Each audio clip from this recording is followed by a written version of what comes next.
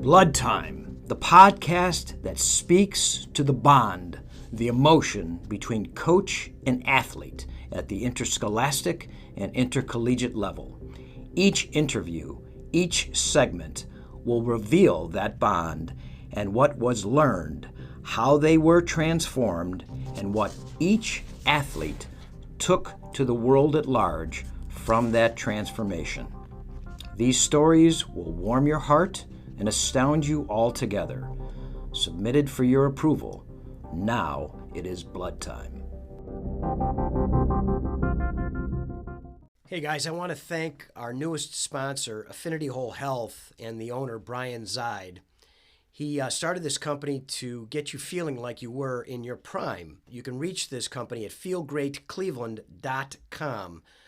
Founded obviously by a former wrestler athlete and his partner, who's also a former wrestler and athlete. The whole goal for this is to get you feeling like you're in your prime, but also helps you with muscle definition and strength, increased libido, increased energy and drive, increased mental acuity, obviously increases your confidence if you get all those, and increases recovery time from workouts. If you like all those things and you want all those things, check them out at feelgreatcleveland.com. Thank you again, Brian Zide and Affinity Whole Health.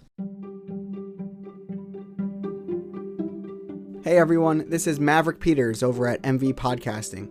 Just wanted to let you guys know this episode of Blood Time is brought to you by Chad Bronstein and the amazing people at Philo. Check them out today at www.hellofilo.com.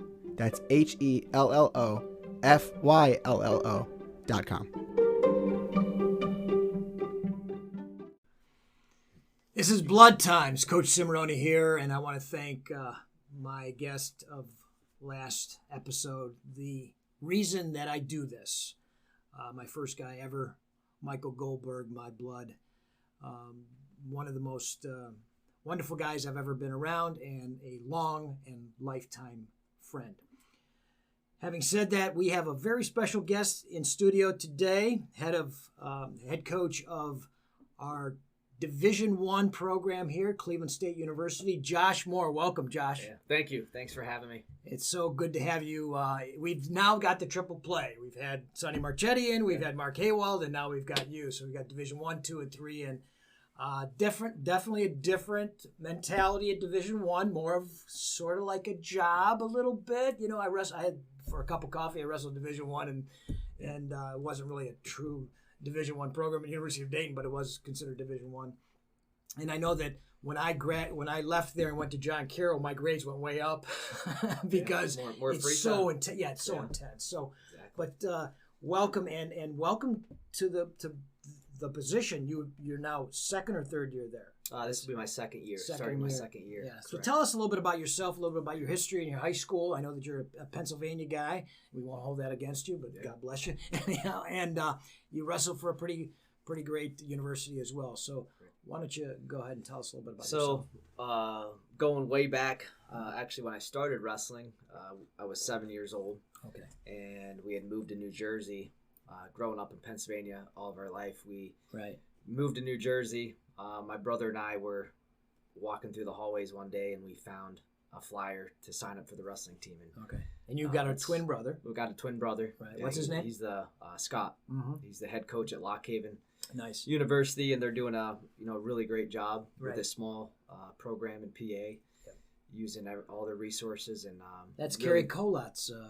Wasn't he a national champ there at one time? Correct. Yeah. I mean, he started at Penn State and ended up over at Lock Haven, like a few other guys, but doing a great job just training guys, developing talent, and putting a small school like Lock Haven on the map. So it's 7 years old. That's what, now we have two head coaches out of that little flyer. Yeah, isn't that something? So worked out pretty crazy. I mean, just remember going to practice and just doing spin drills. And I don't know if people still do the spin drill or not, but it's still one of the best. It's old school. We can do it. Absolutely. Pushing the head down and spinning around and getting your two. And that's right.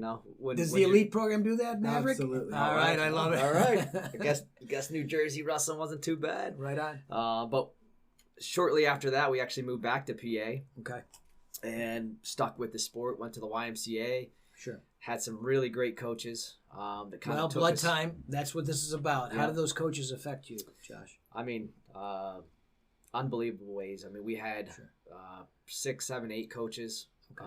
Back then, we had 80, 90 kids on the team, and it was amazing the support we had for that youth program. And in Pennsylvania? In Pennsylvania. Right. Yep. Okay. Gotcha. Yeah, Franklin, Pennsylvania, YMCA. Right. But some great coaches, and I don't really remember a whole lot of the technique and what we did as far as wrestling, but just the type of people they were and the support that they gave. Not only my brother and I, but a ton of kids on the team, and they kind of acted like our second fathers, and they just helped us learn about life and learn about working hard and being disciplined, and probably dealt with a lot of, as youth wrestlers are sometimes fun to deal with. It's a little bit crazy, so give them credit for handling that many youth kids. And that's right. I'm sure they had a big impact. The true definition of rascal. Exactly. Absolutely. Exactly. Yeah. Well, it's interesting, but they also probably made it a lot of fun for you too. Yeah. Right? And this is what, has been the vein now, right? With the greatest of the great, Cale Sanderson, he's making it fun. Yeah. So it's kind of interesting how we sort of circle back to things that are really foundational. Correct. So, yeah. Well, it's fun. It's fun when you're winning. And, I can see how those Penn State guys absolutely have some fun, and I've been there as far as being able to enjoy the sport that you work so hard you're at. a Nittany Lion, right? Correct. Yeah. Absolutely. Yeah. So you were there at youth, and then you obviously were matriculated into junior and high school. Mm-hmm. Tell me a little bit about the coaches there, and was there anybody that was special that really bonded with you? Again, we had some great coaches. Our junior high coach, Tom Cochran, I think did a lot for us, and again taught us a lot about discipline. Right. I think it was the time, the junior high is when you start really, I think, understanding what you're doing and why you're doing it, and having a coach be able to explain that and teach you the benefits of the sport. Because at a young age, you just, your parents drop you off and you're there running around and you're listening to some coaches and doing some stuff, but you really, truly probably don't really think about what you're doing. You just do it. Right. But junior high, I think it's maybe the first time that you start thinking about, well, this is something I like doing. This is something I don't like doing. Right. Think about the moves and the techniques. But so a guy named Tom Cochran, Coach Cochran, his son wrestled with us as well. Okay. So we were good friends with his son, and we used to, go work out together and do all kinds of stuff. And as a high school coach, I think one of the things that really people don't realize is how important that middle school coach is. Mm-hmm. Because they're really the glue between the youth program and getting a kid into the high school situation. Yeah. And a lot of times, they're sort of an afterthought. And I'm so encouraged to hear that you had a different experience, that he was a good guy. Yeah. And he really Absolutely. was somebody that engendered, a desire for you to continue. So as you did continue into high school, tell me a little bit about your high school experience and, a coach that you may have bonded with there. Yeah, we had a few good coaches. Scott Ziegler was our head coach. Mm-hmm. Ken Cochran was one of our assistant coaches, and then a few other guys that were around quite a bit. But yeah, same type of thing. I mean, coming out of junior high, my twin brother and I were both pretty good. To be honest, he always won the JO state tournament, which is like the junior high state tournament. And I think I took second and third and fourth, and for some reason I just could never excel on the when it mattered the most, and he was always found a way to make it happen. Gotcha. But we were both pretty good junior high wrestlers, I guess, back then, and we didn't really maybe realize how good we were. But going to high school, the funny story was we were both 103 pounders. Okay. The old weight classes. So I weighed 105. Yeah. He weighed about 95, 97. Okay. And we had to battle each other. That had to be awful. Yeah. That had to be awful. Yeah. I mean, that's, as much as you see Venus and Serena love each other, but Venus is like pissed off that she's losing, man. Yeah. Because she's a competitor, and Venus is just, Serena's just better. Yeah. So tell me a little bit about that dynamic. Well, I think you mentioned that. That's what probably makes them both so good. No question. And that's what my brother and I talk about all the time, is just that competition within, between each other.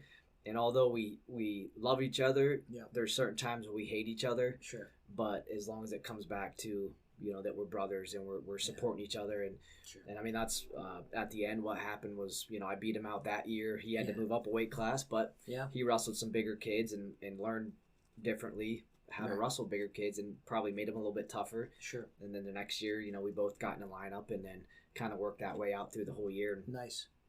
Or all of our career, and continue to push each other and just challenge each other. Well, it's interesting. That's an interesting dynamic. Now, looking at it, coach's eyes. Okay, so take yourself out of it and look at it, coach's eyes. How did your head coach handle that? Because that's an emotional trial to referee that challenge match. I don't know. I like to tease them and sure, and kind of. I thought I was always pinning them, but our head coach would never call him pinned. Okay, I still tease him to this day. So I mean, he handled it well. I think he was just excited to have two, good wrestlers on his team. Sure. And two guys that were, making it to the state championships and getting on the podium and bringing recognition to the program he was coaching. So he was proud of us, and he was, put a lot of extra time in with us, compared to some of the other guys on the team. And we spent more time together because of, making it to the Pennsylvania State Championships and the drive down to Hershey and hotel and everything in between. It was some pretty cool moments for us. Yeah, that's the bond, right? And so you get to know your head coach as a human, right? And that humanity that comes through, to me, is really where the special sauce is. Yeah. So tell me a little bit about, one of the things that we like to really get in Blood Time is that nugget. What did that coach or that coaching staff or that coaching experience, in Franklin resonate for you? And then how are you taking that now to the Cleveland State Vikings? That's a good question. I mean, I think the biggest thing is just believing in us and supporting us and working with us. I think there's obviously some tough times year to year, and just always being there to answer questions and support what we were doing and to guide us down the right path instead of just kind of avoiding us. I mean, I think coaches go out of their way, good coaches go out of the way to make sure kids are doing the right things, and kids understand the expectations, and when they get out of line, they're there to say, hey, this is, it's not how we handle it. Let's get back on path and let's reach our goals together. Yeah. And I think that's the biggest thing with our high school coaches, which is they were there for us. They cared about us. We knew that. Yeah. And as a wrestler, and what I believe in is if a wrestler respects you and they believe that you have the best interest for them, they're going to go out and they're going to compete as hard as they possibly can. For you and hopefully for themselves as well. Yeah, I think it's definitely a duality of purpose, right? Mm-hmm. It's for yourself, but also not to disappoint and to really to meet the expectations, Yeah. And I also look at coaching as like a rudder, keeping everybody on track to that point of light, as long as the light's not a train coming at you. You know what I mean? So I like to hear that. That's a really good thought process. And we talked before you came in about, and I want to get to the Cleveland State Vikings team, and I want to talk a little bit about what we're looking at both this year and in the future. Okay. But before we do that, I watched a really interesting documentary recently called The Greatest, and they interviewed guys like Gretzky and Jerry Rice and Pele, and they showed old clips of Muhammad Ali, and they did Jordan's acceptance speech into the Hall of Fame, where he was pointing out his coach, saying, "How dare you bench me, man? Aren't you sad?" It was interesting how this dynamic. But the thing that rang true to me was Gretzky's comment about specialization, and he thinks that the specialization, we really lose the creativity, and we lose the actual joy in playing other sports and bringing other sports creativity, skill sets. And as you spoke to me about meeting other people and learning other philosophies, so I'm going to turn that over to you. And tell me what you think about that right now as a vein that's running through all of our all of our sports. Yeah, I mean, I don't have a strong opinion either way. Like we talked about before, right? I think playing multiple sports Or maybe if it's not sports, it's being involved in multiple organizations or clubs, depending on what you're with. Is great. I mean, it's kids can learn a lot from different teammates, different club members, different coaches of those different sports. And one main thing is the more people you're around, the more different people, the more you can learn from each one of those people. And pick up little things, right? Exactly. Little philosophical pieces, maybe little techniques, strategies, those types of things. Exactly. Exactly. So I think maybe that's part of the problem is people think about the specialization and they are worried that kids aren't going to be as well-rounded if they stick with one. Well, think about, like, Gretzky basically changed the game of hockey by playing behind the net. And the reason he did that because he wasn't the strongest, wasn't the fastest, wasn't the toughest, but he had to figure out a way to use a barrier, to get to where he was. But he really had, and that's why they called him the Ghost, right? He really had the ability to figure that out and use that strategy. And I did that as a wrestler because I knew I wasn't the best physically gifted. I had to figure it out, and I figured out that I could be a great counter wrestler. Make people miss. I agree. So isn't that something to be said about that? Now I was nowhere near the greatest. Very mediocre at best. But having said that, I like that. And so let's talk. Let's bring it full circle to currently what you're experiencing at the Division I level at Cleveland State in the home of the Vikings. Tell me a little bit about the team, the makeup of the team, and some of the people that you're looking at to maybe do some things this year at the NCAAs. As far as the Cleveland State Vikings, it's my second year as a head coach. Right. We have a lot of guys returning. I think we have 15 guys that have wrestled in the conference tournament. That's a big returning. Number. So I mean, obviously the 10 from last year, we have a couple red shirts coming off. Okay. And a couple other guys that maybe were starters the year before that weren't last year. So we have much more experienced wrestlers this year, which is. And D1 wrestling experience is key. If you don't have the experience of getting out there and competing as many times as somebody else, then you're going to be missing out. Right. So that's important to us. We have, along with those experienced wrestlers, we have a great group of freshmen. Oh wow! Awesome. Some of Ohio's best, and state champ Logan Heil. Another state champ DeAndre Nassar, who is just. I don't know him. He's a D3 state champ from Bluffton. Oh, okay. Yeah, sure. Great program. He's going to wrestle 174 pounds, probably redshirt, but he's squatting 500 pounds, and he's just very raw, but you can see just the true potential in that guy. So I think the biggest part is for us as coaches is we'll be using those experienced wrestlers to wrestle a lot this year and put a good product out on the mat. So there's going to be some challenge matches. Absolutely, and that's I'm glad you brought that up. I mean, one thing that I think this program's been lacking, even when I was there as an assistant coach, and was just depth and competition in each weight class. And when you can get 2 guys or 3 guys that are very competitive guys, not only in our room, but you could see them making it to the national tournament. You get those guys at the same weight class, there's going to be some fireworks, and somebody's going to come out that's pretty good. Some scrapes, man.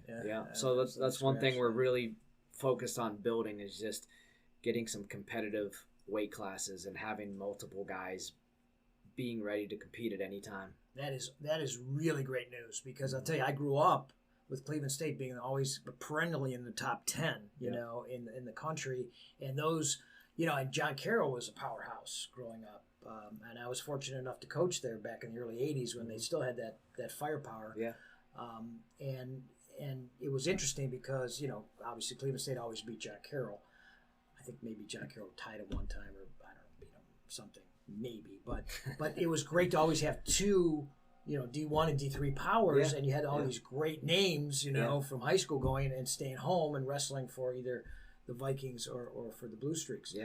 And having said that, it's been kind of depressing to see what's happened there, and now I'm encouraged to hear this, and it's great to see that, because you need that. You need competition to build a championship team to push each other. Correct. Right? Yeah. I mean, even you look at the best teams in the country. You can only send. Look at the 97 from Penn State, right?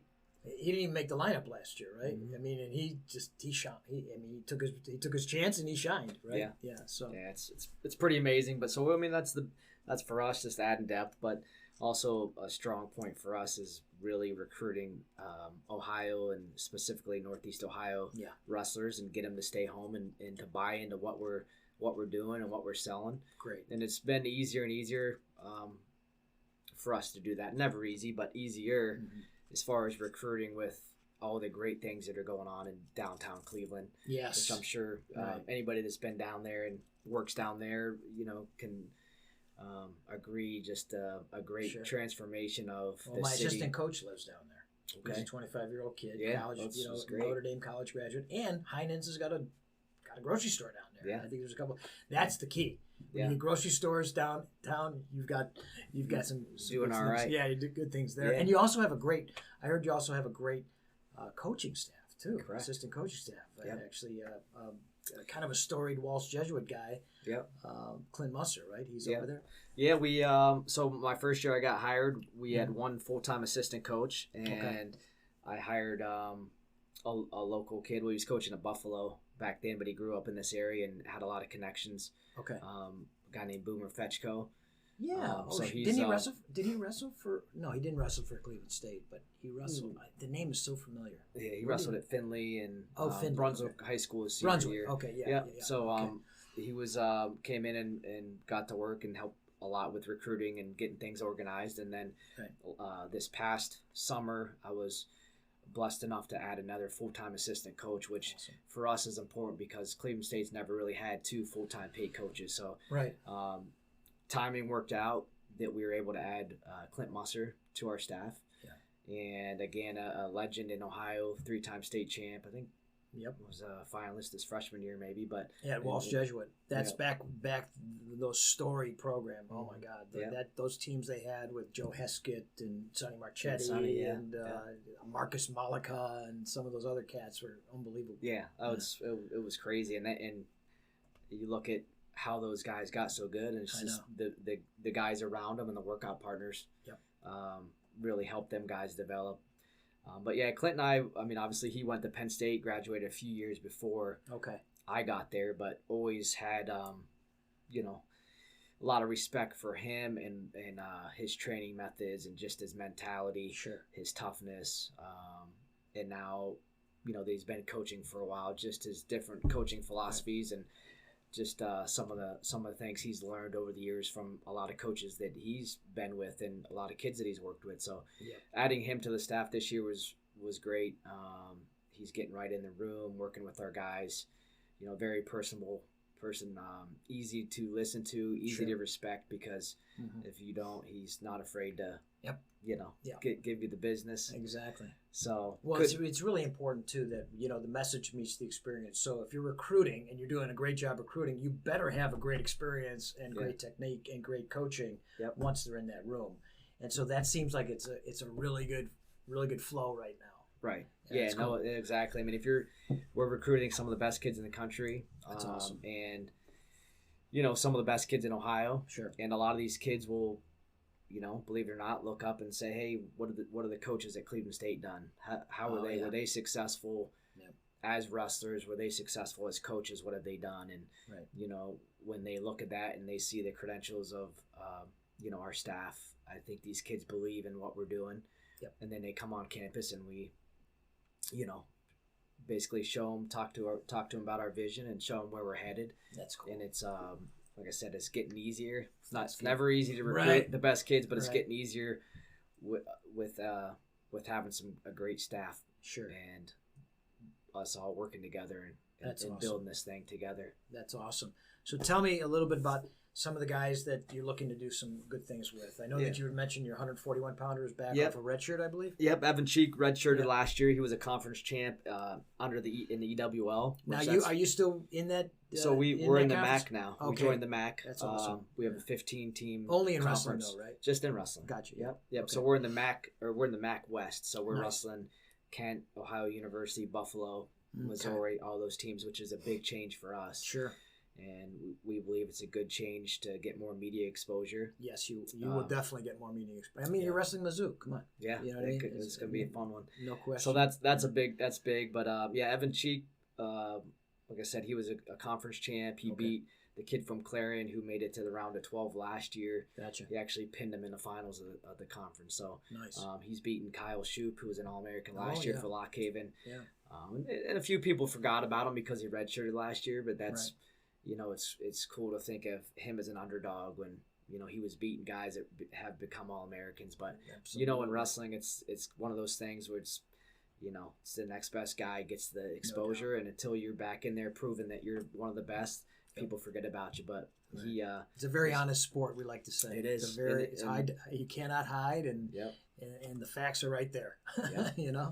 Exactly. Yeah. So I mean, he's working hard, but we have a bunch of other guys too. I mean, we have our returning starter last year, Nico Adore at 157's back, local kid from Elyria. Yep. Our returning starter at 165's back, and he's going to be challenged by a transfer that originally was from Northeast Ohio. Okay. Our 197 pounder was a true freshman last year and won close to 20 matches and is back this year. He's from North Canton. Fantastic. So just some good local kids. Yeah, I like that. It's 7-county area. Yeah, I like that. That's the DMA. Yeah, absolutely. We're excited. I mean, we got and a bunch of other kids. With our young freshman class, we had a group of kids. We're possibly looking. It's a big freshman class, isn't it? We have 6 true freshmen. That's really cool. And then 2 transfers coming in, so we have 8 new wrestlers on the team, which is a big number. Yeah, it's about right. Yeah. You don't want to get too many young kids, but I think anywhere between 5 and 7 every year. I wish I had 8 freshmen in the Chagrin Falls team. I think I got 2.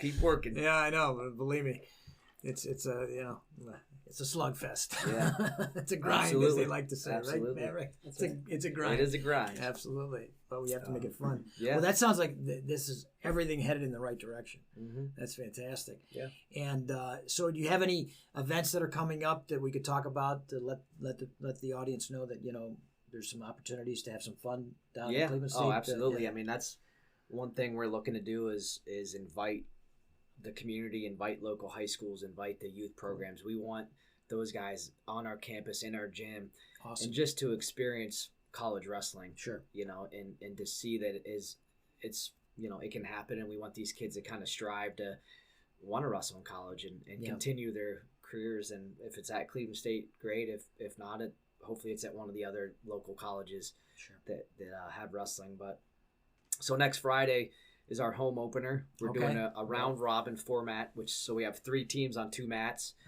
All right. It's a little bit crazy. All the teams are wrestling together, but there'll be 3 rounds, and there's 10 duels, 10 bouts per round, split up over 2 mats. So it'll all be on paper with the bouts and stuff, so the fans and everybody will be able to pay attention. But it's pretty fast paced. Sounds like a lot of fun. Yeah, it's going to be a little craziness, yeah, but like to add into that. Well, we're wrestling John Carroll and Case Western, so nice. We respect them competing against the D1 team. Absolutely. And the way I look at it is it's not easy. It's D3, it's not easy. But the way I look at it is those guys are college wrestlers just like our guys, and they have as good of a shot to wrestle and beat us as we do them. And we like I said, respect them for wrestling us, and we look forward to the challenge. Awesome. And I think our guys will respond well and are excited about just competing. Well, I'll tell you, it sounds like a great program. I'm going to do my best to get my Chagrin Falls team down there, depending if they have a football game or not. They may have one. I don't know if it's the last game or not, but I'll check with the schedule. It could be. But having said that, I'm really encouraged what I hear, and also that the program is in existence, because a few years ago they had a problem with that. Correct. And that broke my heart. And the wrestling community and the business community rallied to save that program, and now we've got it. I believe it's on very strong footing. Am I right? Am I wrong? I agree. Yeah. Okay, cool. We're back. We're we've been back for a few years now, but just more support than ever. And I have to give a shout out to our administration. We have a new athletic director, excellent, a new deputy AD, 2 new deputy ADs, and some great people that are on campus now. Please mention their names. Our athletic director is Scott Garrett. Nice. He's been there, 6 months, 7 months. Okay. I think he was here late spring. Well, Scott, we love wrestling, so you don't touch that. Yeah, he did mention that he wrestled in middle school. Okay. I didn't fact check that, but check that out. And then another guy, Tyler Jones, is our deputy AD. He's been at Ohio State as something in marketing and fan development, fan experience for the last 5 years, so he understands wrestling. I've had some conversation with him about what it takes to build a really good program and the support that it needs, and he's been on board and very helpful, and definitely is interested in changing some of the things that are happening and supporting us along the way. Well, we need you. We need Cleveland State wrestling to be great, and I'd love to see you back in the top 10 as soon as possible. Yeah, I agree. I know you do. And I can see it in your eyes, Josh. So I want to wrap this up, and I want to thank you very much for being here. So if you want to leave the audience with one thing, if you could, that your coach has brought to you, that you now bring to the world, tell us what that is. Yeah, I think the biggest thing, and we talked about earlier, is like a coach's job is to get a kid and their student athlete to truly believe in themselves. Well said. And just be able to wake up every day and believe that they're going to be able to accomplish what they want to accomplish with the people that are around them. And someone that's able to build confidence and get a kid to believe in themselves is probably the best coach in the world. Right on. That is a beautiful way to end this segment and this episode. Josh, I want to thank you. Best of luck to the Cleveland State Vikings this year. And thank your AD and your assistant AD for supporting this program, because Cleveland needs you, and needs the Vikings to do well. Yes, I agree. And thanks for having me. I appreciate it. Absolutely. Thanks you're welcome anytime. All right. We are Blood. This is Coach CIMORONI. Thanks for listening. I want to leave you with this thought of the day. Move more and eat less.